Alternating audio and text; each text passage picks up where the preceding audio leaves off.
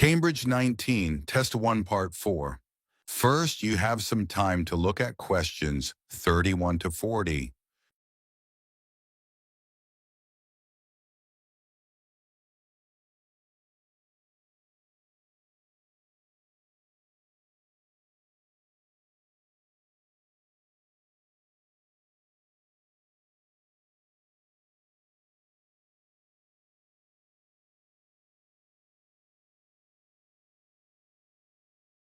Now listen and answer questions 31 to 40.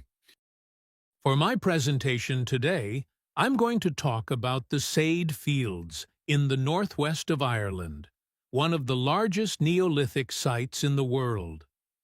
I recently visited this site and observed the work that is currently being done by a team of archaeologists there.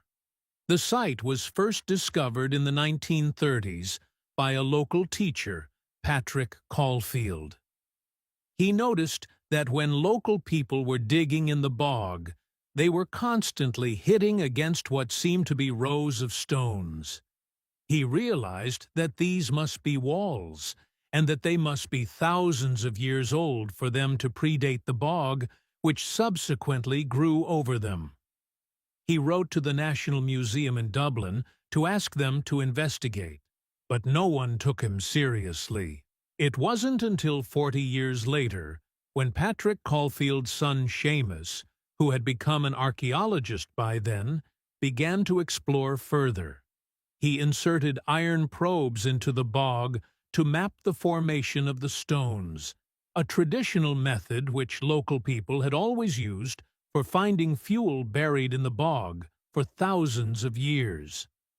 Carbon dating later proved that the site was over 5,000 years old and was the largest Neolithic site in Ireland.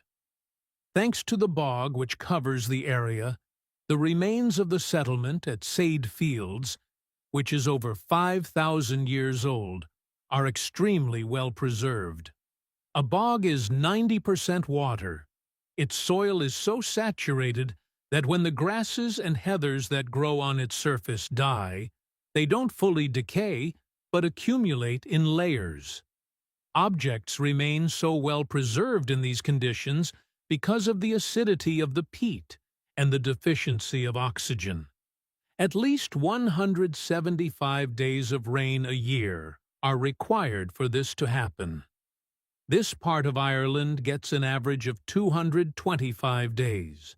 The Neolithic farmers at Sade would have enjoyed several centuries of relative peace and stability.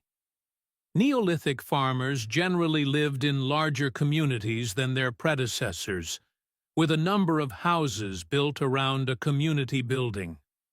As they lived in permanent settlements, Neolithic farmers were able to build bigger houses.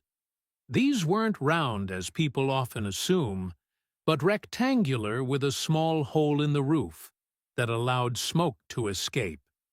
This is one of many innovations and indicates that the Neolithic farmers were the first people to cook indoors. Another new technology that Neolithic settlers brought to Ireland was pottery.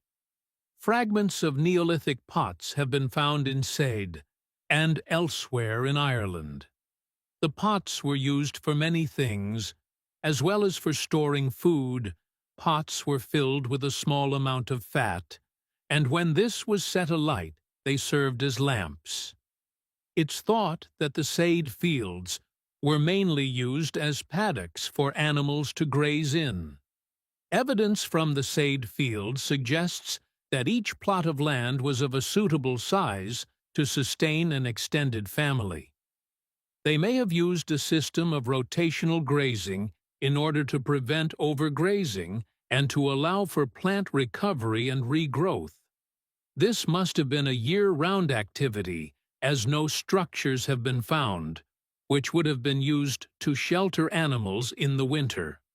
However, archaeologists believe that this way of life at Sade ceased abruptly. Why was this? Well, several factors may have contributed to the changing circumstances. The soil would have become less productive and led to the abandonment of farming. The crop rotation system was partly responsible for this, as it would have been very intensive and was not sustainable. But there were also climatic pressures too. The farmers at Said would have enjoyed a relatively dry period, but this began to change, and the conditions became wetter as there was a lot more rain. It was these conditions that encouraged the bog to form over the area which survives today.